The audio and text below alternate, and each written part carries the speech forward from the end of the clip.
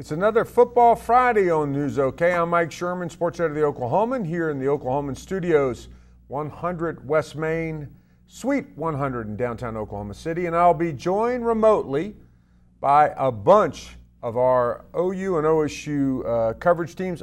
The big game, of course, this weekend is OSU at Texas. And on their way, in the same car, columnist Barry Trammell and OSU beat writer Kyle Fredrickson. Joining me from their homes here in the metro area, OU beat writer Ryan Aber and columnist Jenny Carlson. Guys, I feel like Ryan and I should have got together at like a Starbucks or something so we could hang out like Kyle and Barry. Maybe just rented a car and driven around Oklahoma City. Or there you go. Met at a food truck. Nothing wrong with food trucks. Exactly. I'm hungry. Let's go. Any automobile that Barry's in is soon to be converted into something like that. Anyway, let's talk about the Oklahoma State Cowboys. Jenny, and I'll start with you. Even though you're not covering the game, you're thinking about it. You've predicted it. Today, Barry wrote a column about the Texas conundrum and talked about Texas being psychologically disadvantaged because they get everybody's best game, but those are not real Longhorns, not the Longhorns of the past wearing those burnt orange uniforms. First of all, Jenny, is psychologically disadvantaged, is that the catchphrase of the year? I mean, is that the Big 12's new slogan? Poor Texas. Maybe that should be the new catchphrase. Oh, poor Texas. They get everybody's best shot. Yeah, I mean, I don't know if that maybe that is. Maybe the psychological disadvantagement of the Big 12 just continues. But, I mean, I think Barry made a good point. They don't have the talent that they used to have, even a couple years ago. Maybe even last year. I mean, you looked last year at the roster and you saw 4 or 5 guys that got drafted in the NFL draft. I mean, they might have 1 or 2 this year, but I don't see a great number of guys that are going to get drafted. As I wrote earlier in the week, they definitely don't have the defensive star power or difference maker types that they used to have. I mean, you used to be able to think about guys that were going to go out and make plays on the defense, and they just don't have those guys anymore. So I think that they obviously don't have the talent of the Texases of old, but obviously the orange is still burnt and the horns are still up. So there's going to be a lot of people that are going to want to play pretty well against them. I think OSU is definitely in that camp with all their Texans on that roster. Ryan, the poor Texas line by Jenny certainly fits. I mean, every year it looks like the Longhorns are finishing well in the recruiting rankings. Is it a talent deficit, really? Well, I think it's hard to argue that it's not at this point. I mean, yes, they've recruited well when you look at star rankings, but when those players get there, especially on the offensive side recently, there hasn't been the production. Clearly, there's a gap there, and whether it's the raw talent starting off, whether it's evaluation, whether it's the system, something's not working for the Longhorns. Hey, Barry, was this just another veiled shot at Cliff Kingsbury? I mean, you wrote that Tech players wearing Longhorn uniforms. No, I've been on the Kingsbury bandwagon the last 4 or 5 days. So that wasn't a veiled shot. Actually, Texas has better players than Tech. Over the last 5 years, Texas has about a 7-game, 6-game lead on Tech in the cumulative Big 12 standings, but they're 7 games behind OSU and Kansas State. There's just not anybody in the middle, but that's where Texas is. For the last 5+ years, Texas is 7 games behind OSU and Kansas State, and of course also behind Baylor, behind Oklahoma, behind TCU since they came into the conference. And Texas is really about West Virginia. If you want to know where they're at, that's about where they're at competitively. Kyle, we've written this from the OU angle about how every time OU walks into the Cotton Bowl to face Texas, Bob Stoops can turn to the Sooners from Texas and say, you know, Texas didn't think enough of you guys to even offer you. Frankly, he can say that because most of the people who get offered by Texas go to Texas. Not all, but most. You're going to write tomorrow about the Oklahoma State Texas quotient. In some ways, have the Cowboys out-Texas? That's not – I almost flubbed that, but go ahead. You know what I mean. Right, I know what you mean. Well, in some ways they have. Obviously Barry had mentioned the records over the past few years. OSU having the advantage over Texas with the majority of Texas players. I mean, OSU has 66 native Texans on its roster right now. But I thought it was interesting in posing that question to Mike Gundy. He really shot it down, saying that even today, the number of guys that they'll offer from Texas, let's say they offer 30 guys from Texas, and those guys are also getting offers from the University of Texas.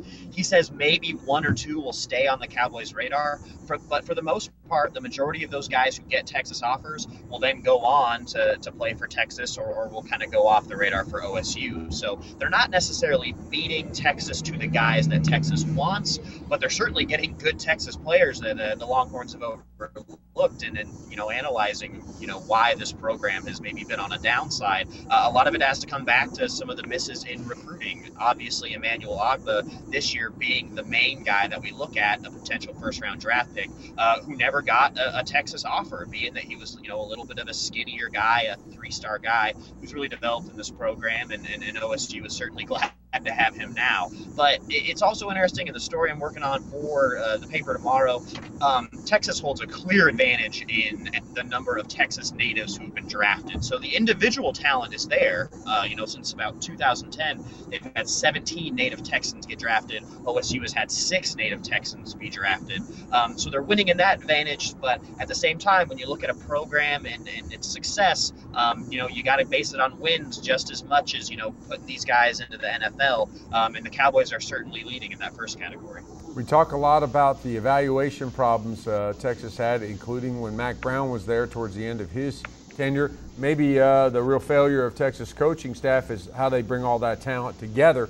Kyle, we'll stay with you. Speaking of Texas coaches, there's an interesting one named Joe Wickline. So here's my question.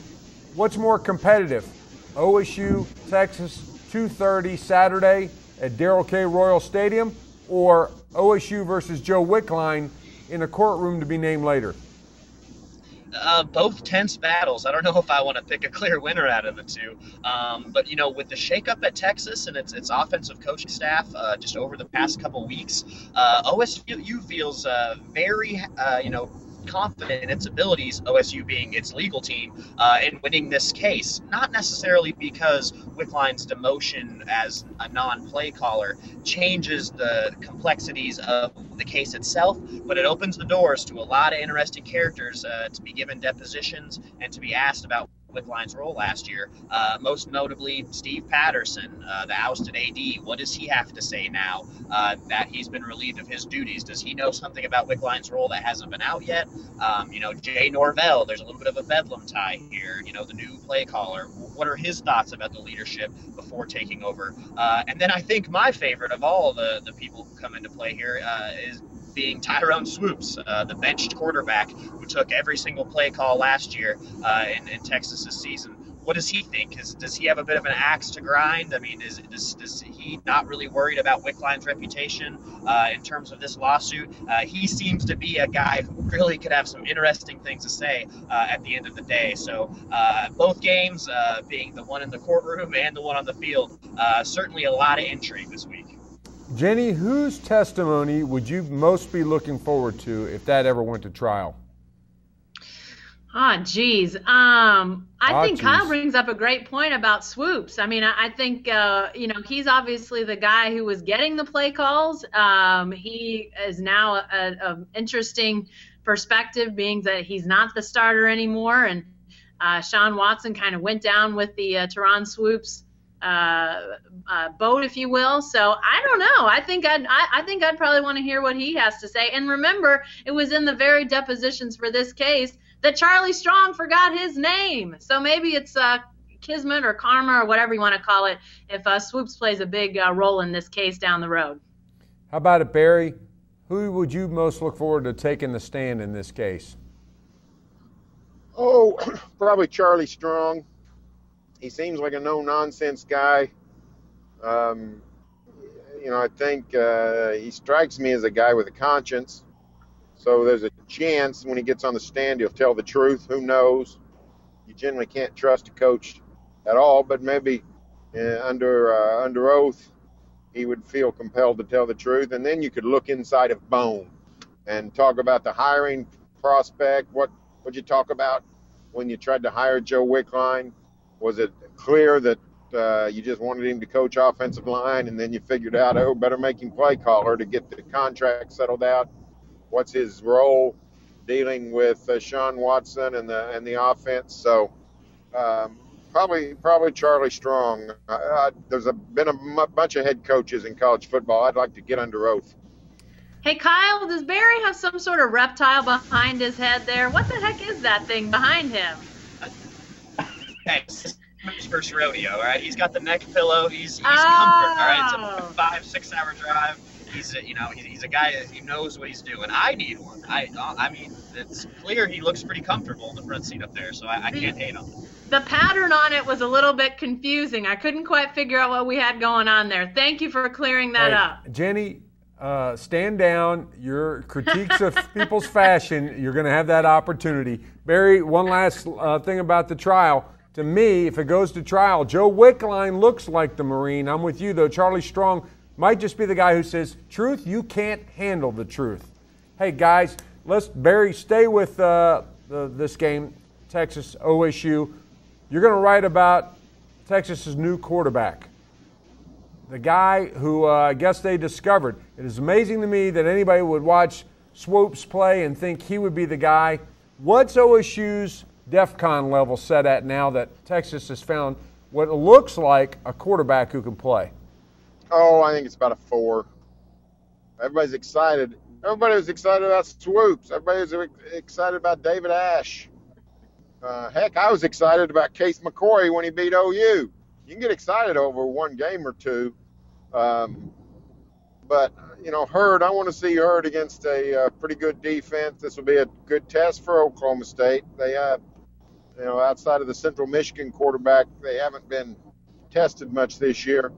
But I don't think, even if this is the second coming of Vince Young, Vince Young wasn't the second coming of Vince Young in his second or third game. So, I mean, I don't look at this game as some sort of clash of the Titans with Jared Hurd. Jenny, it's interesting that Barry would say he was excited about Case McCoy. What he actually called him was the ghost of Colt McCoy. He has a funny way of saying that. He was showing that he was excited. Jenny, what do you think? If Texas can't even beat Cal at home, is this Longhorn team, even with Hurd at quarterback, any match for the Cowboys? Can I get a ruling on his first name? Is it Gerard or is it Jared? Kyle. Somebody set me straight on that. I believe it's Gerard. I think it is too. Okay, all right. Let's go with Gerard. I'm going to say Gerard. Barry can say Jared. We can agree to disagree on that. But, I think it's probably a little bit higher than it would have been had the Cal game not happened.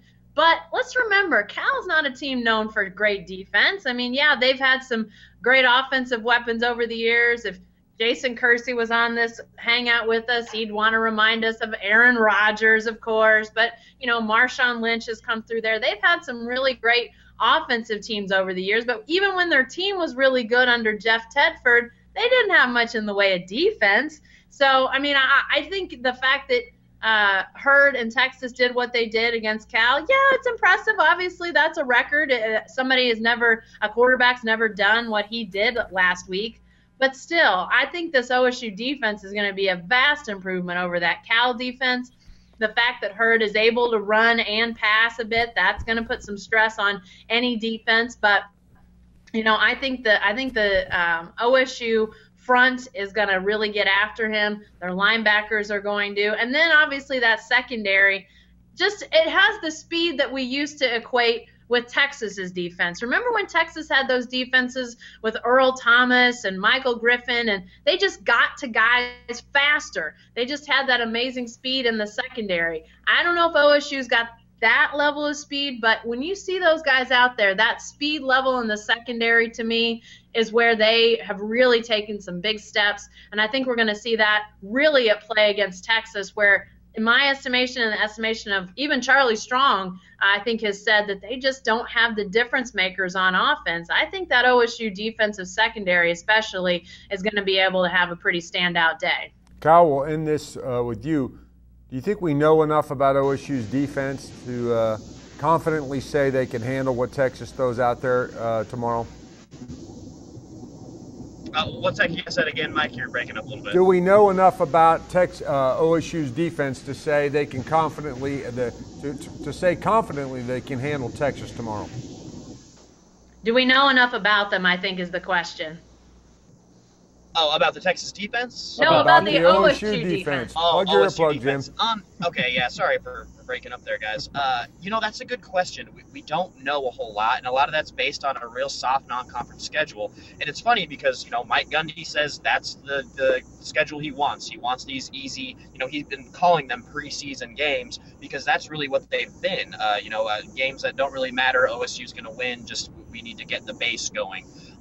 We don't know enough, but the one thing that we do know is that they have the depth and they have the speed. And when you're trying to contain a guy like Hurd, those are two things you're going to have, and it's something that the Cowboys, at least depth-wise, didn't have last year. So expect a heavy rotation of defensive backs and linebackers and defensive linemen throughout the game to try to keep up with Hurd and some of the things that he can do with his feet.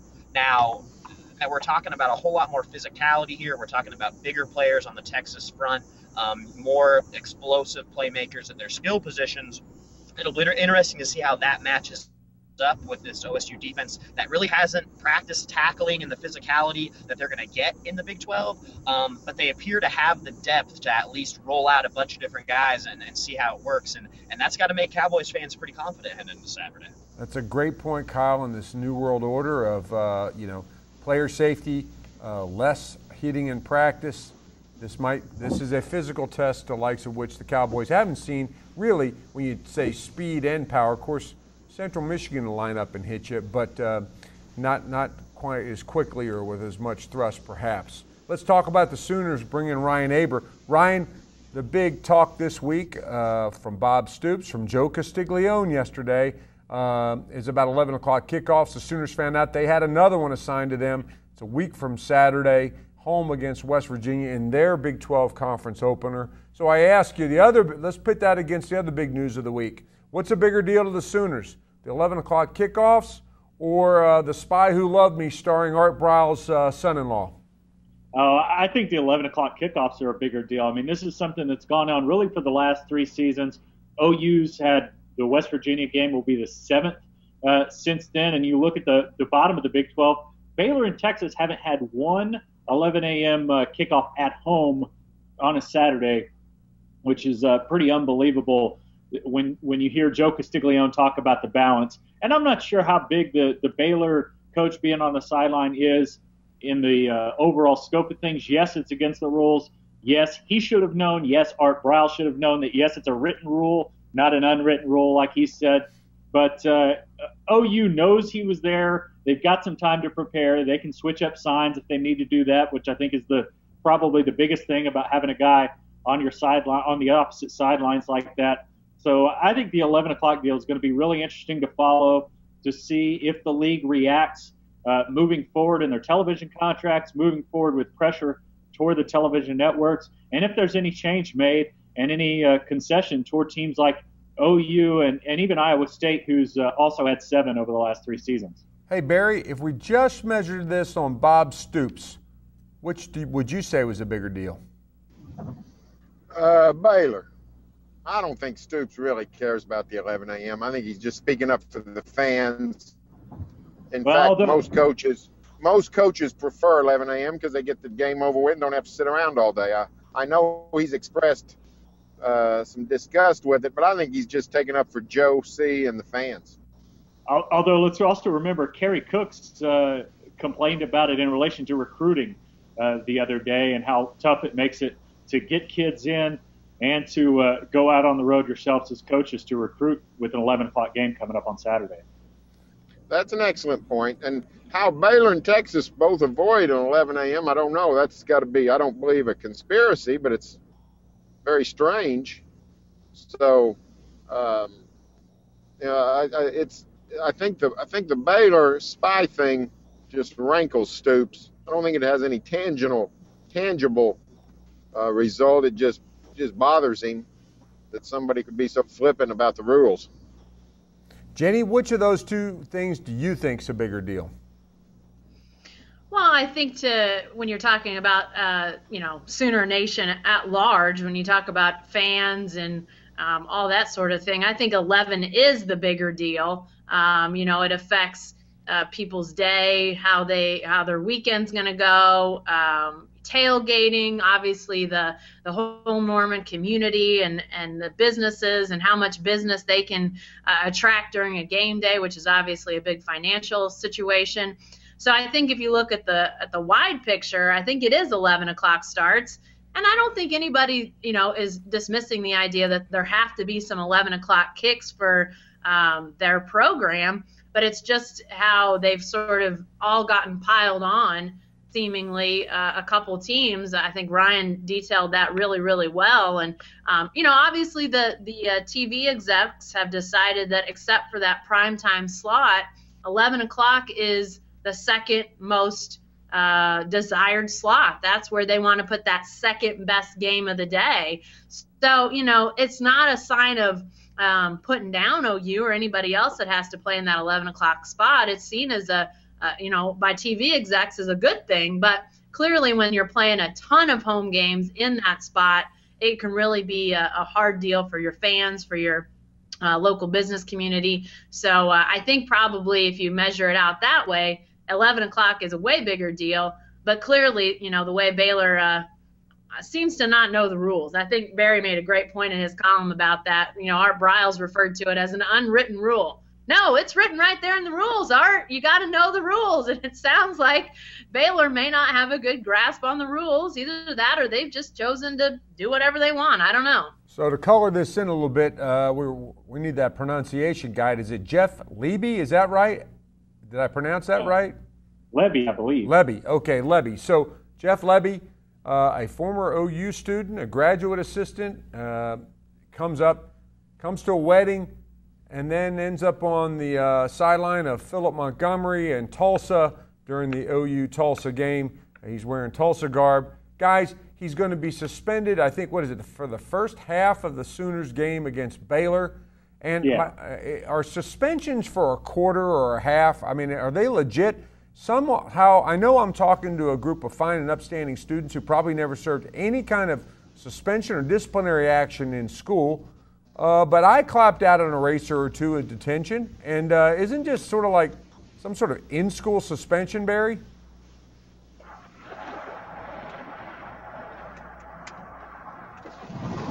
You there, Barry? I guess. Sorry, my door came open. While you were riding down the road? Yeah, I was missing. Well, the door came open. So that doesn't just happen. What? That doesn't just happen. Somebody did something, and I'm guessing it was you. Save me, Ryan Aber. I really don't understand the attitude. What the heck did I do? I'm trying to keep people informed with the events of the day. Ryan Aber, save me. Is he clapping out? The suspension of Jeff Lebby, it's all window dressing. You got to do something. You can't unring the bell. Whatever's gleaned from standing on the sideline scouting another foe, I don't think it's much. Bob Stoops thinks it's a lot. Whatever you glean, you can't get put back.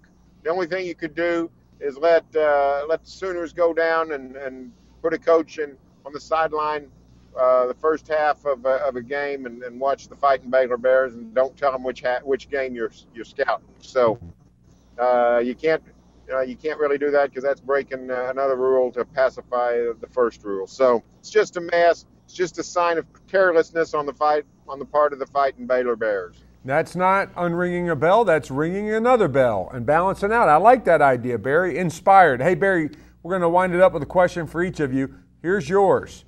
The Dallas Cowboys' new quarterback spoke today in the paper. I read it. He was trying to explain to his daughters the value of the move to Dallas. Of course, Matt Castle got traded to the Cowboys from Buffalo over the weekend. He's got two older daughters, and his way to persuading the girls that this was a great deal where he said, Dallas, they have cheerleaders. Barry, do we subtract dad points from him, or do we give him good dad points for that ploy? Well, he drops in the polls, but he's just trying to get through the day. He's just trying to get through the conversation with his girls. So I can see where that happens from time to time, but it is not it's not a great thing to point to, trying to turn your daughters into the direction of the Dallas Cowboy cheerleaders. Okay, Jenny, you had a big fashion package today on the front page of the Oklahoman titled Gridlocks. I loved it. The Brady Bunch design, a fun story about the wild hairstyles of the Oklahoma City area high school football players, and some of the wildest ones.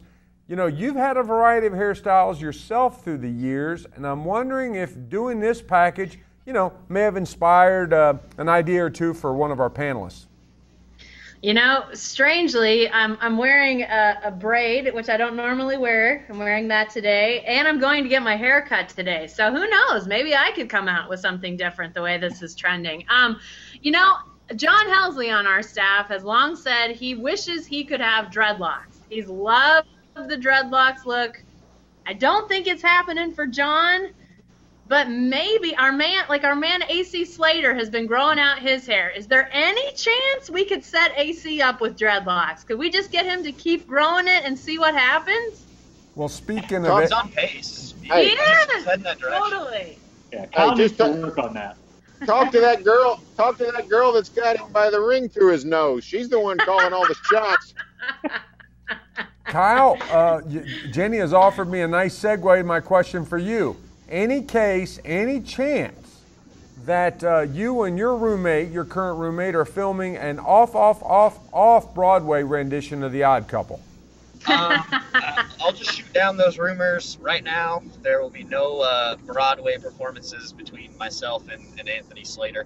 I will say, as longtime college friends, coworkers, and now roommates, I'm happy Thunder season is coming up because I get to see a little bit less of him, because I think at this point we probably see too much of each other. So that's the only thing I'll confirm at this point. But okay. No Broadway. I don't think either of us can sing. So. Okay, who would be Felix and who would be Oscar? I'm just guessing. Oscar Madison was a sports writer. Which of you would be Felix and which of you would be Oscar if we did such a thing? I don't even know who those people are, so I'm just gonna Get out of the car. Deny. Let Barry open the door for you, Kyle. You're killing me, Kyle. Hey, Ryan, we're going to end with you. Usually Jason Kersey's part of this panel, and since he's not, we'll make fun of him again. Ryan, they tell me, or at least there's evidence out there on the social media, that there was some sort of flag football game involving the media covering the Oklahoma Sooners yesterday on Owen Field. Somebody tells me that somebody is pretty proud of their performance. Shed some light on that? Well, it's hard to deny because I was on the losing end of this battle. Thankfully, wasn't covering Jason, but Jason Kersey caught the game-winning touchdown pass from Oklahoma alum Jake Trotter in overtime to send the yellow team to a win. Unfortunately, the